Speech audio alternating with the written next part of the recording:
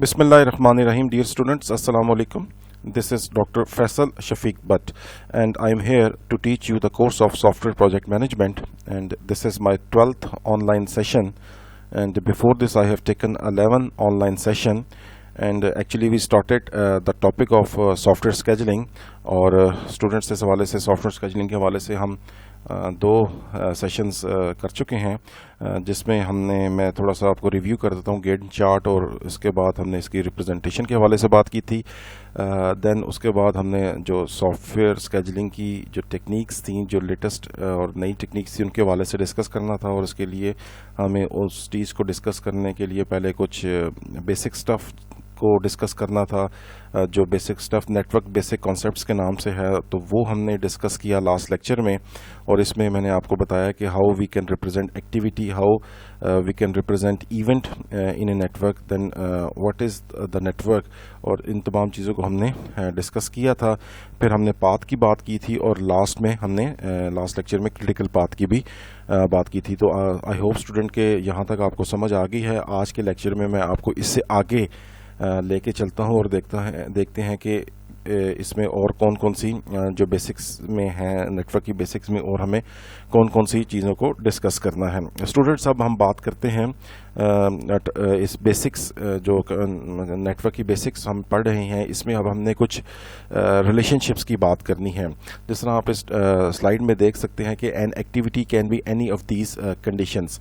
पहली जो भी आप एक्टिविटी बनाते हैं उसकी मैक्सिमम क्या कंडीशंस हो सकती हैं। पहली जो कंडीशन है, इट में है व सक्सेसर। एक एक्टिविटी है, उसका सक्सेसर हो सकता है लेकिन उसका कोई प्रीडिसेसर ना हो। लाजमी बात है कि अगर एक नेटवर्क आप बना रहे हैं और उस नेटवर्क में अगर कोई पहली एक्टिविटी है, तो तमाम के तमाम जो सक्सेसर्स होंगे, अगर पहली एक्टिविटी है तो पहली एक्टिविटी का कोई प्रीडिसेसर नहीं हो सकता, because it is the first activity. उसके सारे के सारे सक्सेसर होंगे। लेट्स टेक द एग्जांपल कि if you are drawing activity A, तो आप देख सकते हैं कि बाकी तमाम एक्टिविटीज़ एज सक्सेसर ए के आगे आएंगी। ए अगर if it is the starting activity, तो ए के पीछे कोई आपके पास एक्टिविटी मौजूद नहीं होगी।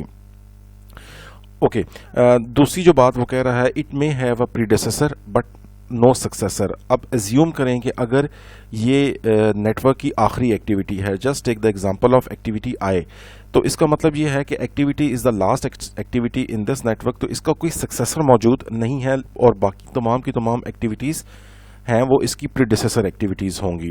और जो लास्ट कंडीशन है, it may both have predecessors and successors, may be in the middle of the network. आप कोई एक्टिविटी की बात करें, just take the example of let's take the example of activity F. Here you can see different activities ahead of activity F, which are the successor activities.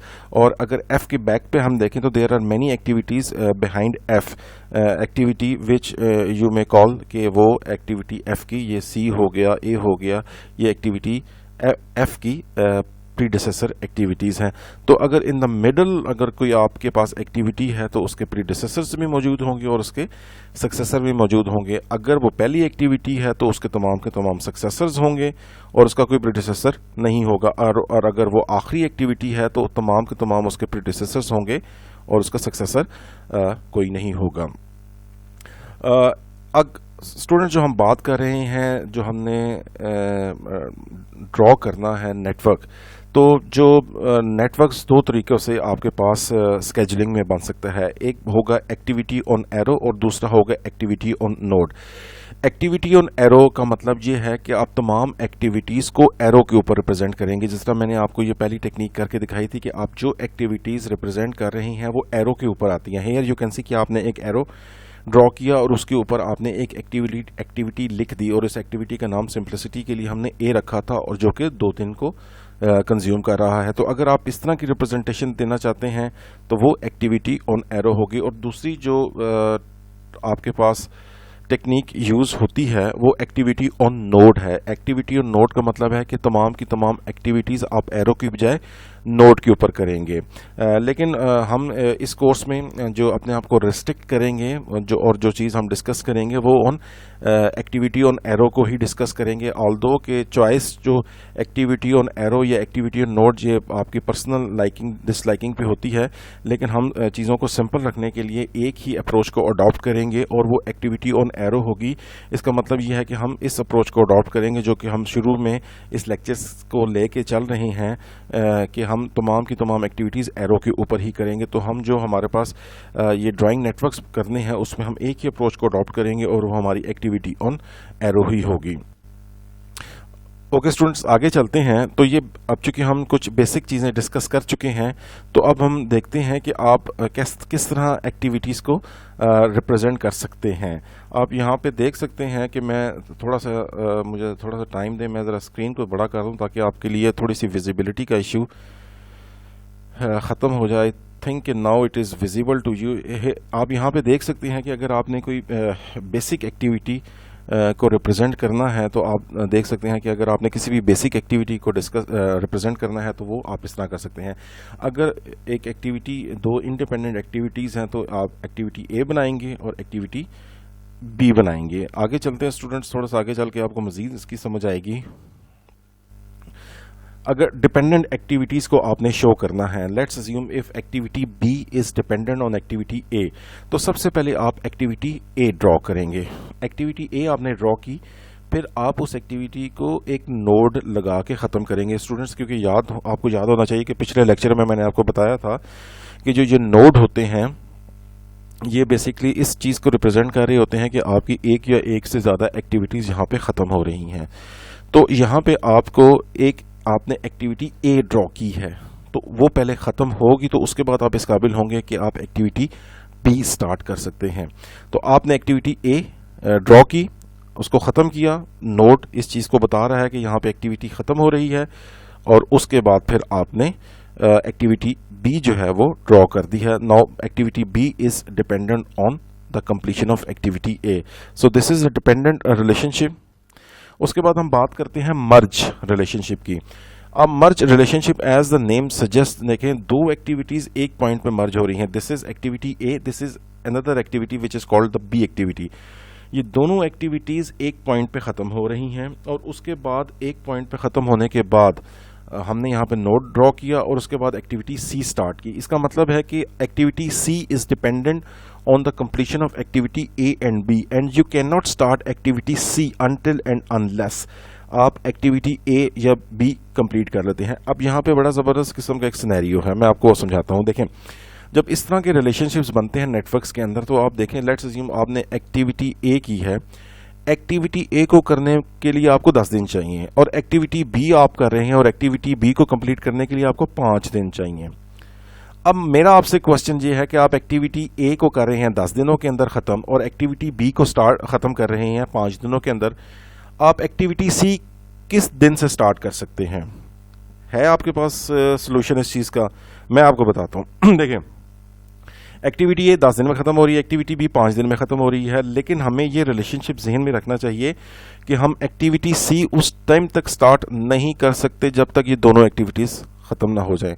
सो अगर activity ए 10 दिन में ख़त्म होनी है, एक्टिविटी बी 5 दिन में ख़त्म होनी है, तो ये एक्टिविटी बी अगर आप 5 दिन में ख़त्म भी कर लेंगे ना, तो उसके बाद इन लोगों को जो एक्टिविटी बी पे कर रहे थे वो 5 दिन इनको इंतज़ार करना पड़ेगा, क्योंकि जब तक एक्टिविटी ए ख़त्म नहीं होगी उस टाइम तक सी नहीं स्टार्ट हो सकती। सो यहाँ तक अगर आप 5 दिन में इसको कर भी लेते हैं तो आप छठे दिन फिर भी ये स्टार्ट नहीं कर सकते, क्योंकि जब तक ये एक्टिविटी ए नहीं ख़त्म होगी सी नहीं स्टार्ट हो सकती, क्योंकि सी दोनों की कंप्लीशन पे डिपेंडेंट है। तो जो एक्टिविटी सी स्टार्ट होगी वो 11वें दिन होगी, बेशक ये 5वें दिन खत्म हो रही है एक्टिविटी बी, क्योंकि एक्टिविटी ए ने 10 दिन लगाने हैं, तो एक्टिविटी सी कभी भी छठे दिन स्टार्ट नहीं हो सकती, ये 11वें दिन ही स्टार्ट होगी।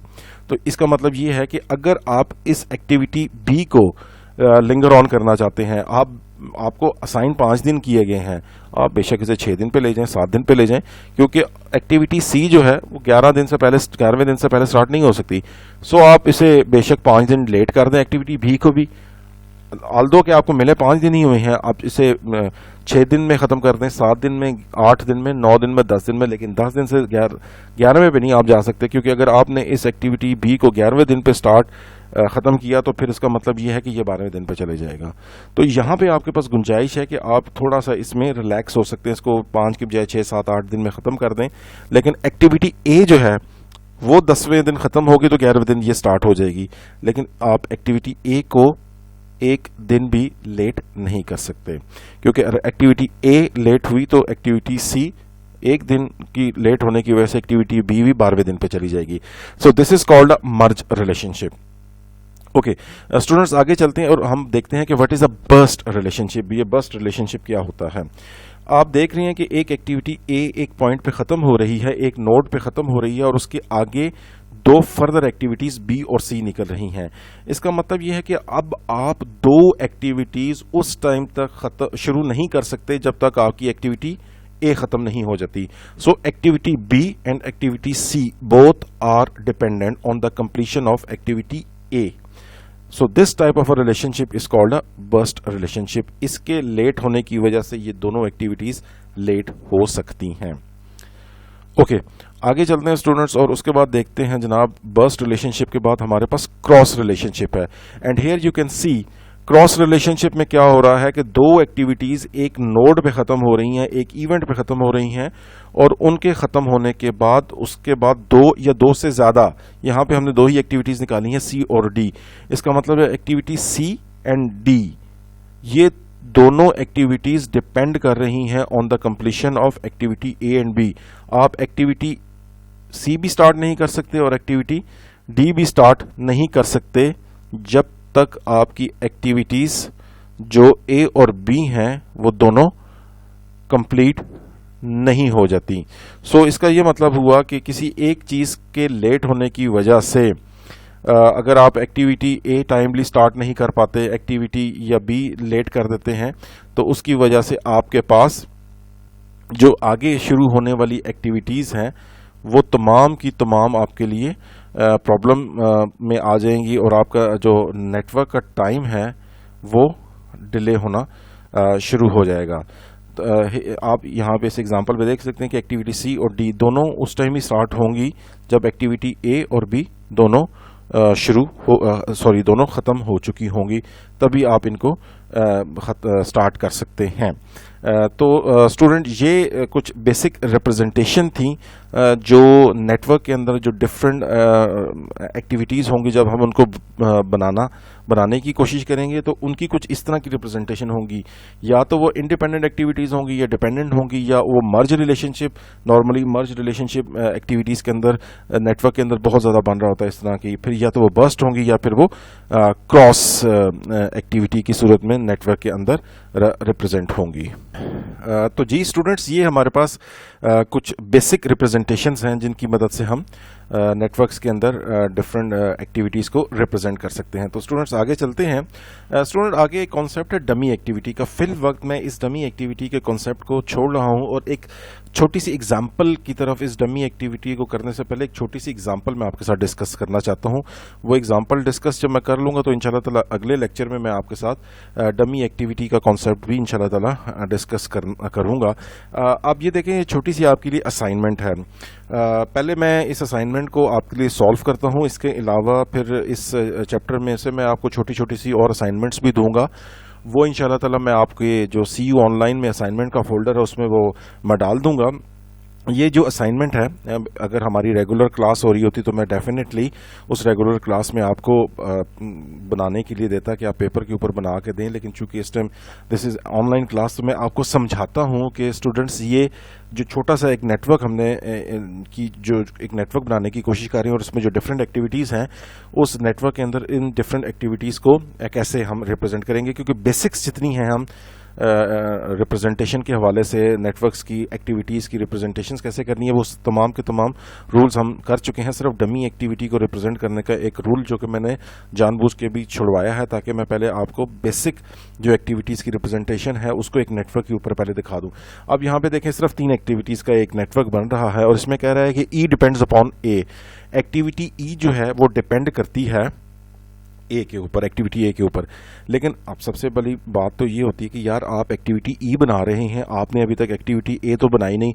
तो अंडरस्टूड सी बात है कि इस तरह के सिनेरियो में अगर एक्टिविटी ई या कोई भी एक्टिविटी एक ऐसी एक्टिविटी पे डिपेंड कर रही है जो कि अभी बनी नहीं है, तो सबसे पहले हम वो बेसिक एक्टिविटी बनाएंगे। तो इसका मतलब ये है कि हम पहले एक्टिविटी ए बनाएंगे, फिर उस एक्टिविटी ए को एक नोड की मदद से ख़त्म करेंगे ताकि हमें पता लगे कि एक्टिविटी इस पॉइंट पर ख़त्म हो रही है, और उसके बाद एक्टिविटी ई को डिपेंड करवाएंगे एक्टिविटी ए के ऊपर। फिर हम बनाएंगे एक्टिविटी बी, और यहाँ पे आप देख सकते हैं कि एक्टिविटी बी किसी पे डिपेंड नहीं कर रही। फिर थर्ड में देखते हैं कि एक्टिविटी एफ जो है वो डिपेंड कर रही है एक्टिविटी सी के ऊपर। एक्टिविटी सी भी हमने नहीं बनाई हुई, तो पहले हम एक्टिविटी सी बनाएंगे और उसके बाद हम वो एक्टिविटी एफ पे डिपेंड करवा देंगे। तो इसका ज़रा सोल्यूशन ज़रा स्टूडेंट्स देखते हैं, उसके बाद मैं आपको कुछ फिर असाइनमेंट्स भी दूंगा ताकि आप थोड़ी सी इसकी घर में प्रैक्टिस करें, क्योंकि जितनी ज़्यादा आप इन नेटवर्क्स की प्रैक्टिस करेंगे उतने ही अच्छा ये आपको समझ आएगा। विदाउट प्रैक्टिस ये कभी भी आपको समझ नहीं आएगा। अब आप ज़रा इसकी रिप्रेजेंटेशन देखें कि हम कैसे बना सकते हैं। अब ये देखें, ये बड़ी क्रूड सी रिप्रेजेंटेशन दी है जहाँ मैंने 3 नेटवर्क एक ही बनाना था, क्योंकि नेटवर्क एक ही बनेगा, नेटवर्क हमेशा एक ही स्टार्ट होता है और एक ही एंड होता है। लेकिन यहाँ पे देखें, सिंपलिसिटी के लिए हमने 3 नेटवर्क्स बना दिए। Here you can see activity A draw की, नोड लगाया और एक्टिविटी ई बना दी। अब activity E is dependent on A, पहला रिलेशनशिप ठीक हो जाता है कि activity E depends upon activity A. फिर एक्टिविटी बी जो है वो कहते हैं जी कि किसी पे डिपेंड नहीं करती, तो हमने जस्ट एक्टिविटी बी जो है वो एक्टिविटी बी ड्रॉ कर दी। फिर नेटवर्क में लिखा हुआ था कि जो एक्टिविटी एफ है दैट डिपेंड्स अपॉन सी, तो we must draw activity C first. हमने एक्टिविटी सी पहले बनाई और उसको फिर एक्टिविटी एफ बनाया, और नाउ यू कैन सी कि activity F is dependent on activity C, और हमने नोड ये लगाया है जो कि शो कर रहा है कि now this activity C has been completed and after that activity F has been started. लेकिन students this is not correct representation, because यहाँ पे हमने 3 मुख्तलिफ नेटवर्क्स बना दिए हुए हैं, 1 2 3। इसकी ऑल्दो कि आपने एक्टिविटीज सही लिखी हैं लेकिन नेटवर्क की सही रिप्रेजेंटेशन नहीं की, so this is the incorrect representation. And what is the correct representation? Now you can C combining beginning and end nodes. Now this is the correct representation of this network. आप देख सकते हैं कि ये आपके पास activity थी, आपने ये करेक्ट रिप्रेजेंटेशन में नाउ यू कैन सी आपने एक नोड लिया, क्योंकि हमने जब भी नेटवर्क स्टार्ट करना है वो एक नोड ड्रॉ करेंगे और वहां से ए या एक से ज़्यादा एक्टिविटीज़ को स्टार्ट करेंगे। हेयर यू कैन सी आप, क्योंकि एक्टिविटी जो ई थी वो डिपेंड कर रही थी ए के ऊपर, एक्टिविटी ए पहले आपने बनाई, एक नोड ड्रॉ किया और एक्टिविटी ए बनाई, ए को ख़त्म किया और उसके बाद ई बनाई। Now E is dependent on the completion of A. Activity B भी इसी से स्टार्ट कर दी, और चूंकि इसकी कोई डिपेंडेंसी मौजूद नहीं थी इसलिए बी इस तरह बना दी। फिर एक्टिविटी जो लास्ट हम इस नेटवर्क में था कि activity C is dependent F is dependent on C, तो पहले हमने सी बनाई, सी को ख़त्म किया with the help of in node और उसके बाद एफ बना दी। अब देखें स्टूडेंट्स, अब आपके पास बिल्कुल करेक्ट रिप्रेजेंटेशन आ गई कि E is dependent on A, B does not depend on anything, और F is dependent on the completion of activity C. अब तमाम का तमाम आप नेटवर्क के अंदर जितनी एक्टिविटी सी आप उन तमाम को बना चुके हैं। तो याद रखिएगा कि नेटवर्क बनाते हुए जिस तरह एक रूल मैंने आपको बताया कि तमाम एक्टिविटीज़ को आप एक नोड से स्टार्ट करते हैं, तो इसी तरह तमाम एक्टिविटीज़ को आप एक नोड पे ख़त्म भी करते हैं। अब जिस तरह ये देखें, आपने ई एक एक्टिविटी बनाई, ई बन गई, बी बन गई और एफ बन गई, क्योंकि ये तमाम की तमाम एंडिंग एक्टिविटीज़ थी। हो सकता है कि जब आगे नेटवर्क्स बनाए तो और भी एक्टिविटीज़ हो, लेकिन फिल वक्त यहाँ पे सिर्फ 3 एक्टिविटीज़ थी। इन तीनों एक्टिविटीज़ को हमने एक नोड बनाया और यहाँ पे उन तीनों एक्टिविटीज़ को एक कंबाइनिंग नोड पे लाके ख़त्म कर दिया। देखें, combining beginning and end nodes, एक आपने बिगिनिंग नोड बनाया और एक एंड नोड बनाया, और इस एंड नोड पे वो तमाम एक्टिविटीज़ जो कि ख़त्म हो रही थी वहाँ पे ला के ख़त्म कर दिया। इसका मतलब ये है कि यहाँ पे अब आपका चूँकि एंड नोड लग गया है नेटवर्क के, तो इसका मतलब ये है कि आपका यहाँ पे नेटवर्क ख़त्म हो गया है। तो ये एक छोटी सी एग्जांपल थी स्टूडेंट्स, जिसमें हमने एक बेसिक छोटे से नेटवर्क को रिप्रेजेंट करने की कोशिश की है। आई होप आपको समझ आई होगी। मैं अगले लेक्चर्स में आपको इंशाल्लाह ताला और एग्जांपल्स भी करवाऊंगा। अगले लेक्चर में सबसे पहले जो मैंने आपको कॉन्सेप्ट करवाना है वो डमी का कॉन्सेप्ट करवाना है। फिर मैं आपको बताऊंगा कि डमी हम क्यों एक्टिविटीज़ यूज़ करते हैं और उसका क्या कॉन्सेप्ट है। और उसके बाद इंशाल्लाह ताला कुछ मैं आपको और ज़्यादा इसमें रिप्रेजेंटेशंस को आपकी बेहतर बनाने के लिए नेटवर्क की आपको कुछ एक्सरसाइजेस और कुछ असाइनमेंट्स भी दूंगा। और फिर इंशाल्लाह ताला उसके बाद हम प्रॉपर तरीके से पर्ट और सीपीएम की तरफ मूव कर जाएंगे। तो स्टूडेंट्स आज के लिए इतना ही। आई होप आपको ये लेक्चर समझ आया होगा। अभी मैं आपसे इजाज़त चाहता हूँ। फ़ी अमान अल्लाह।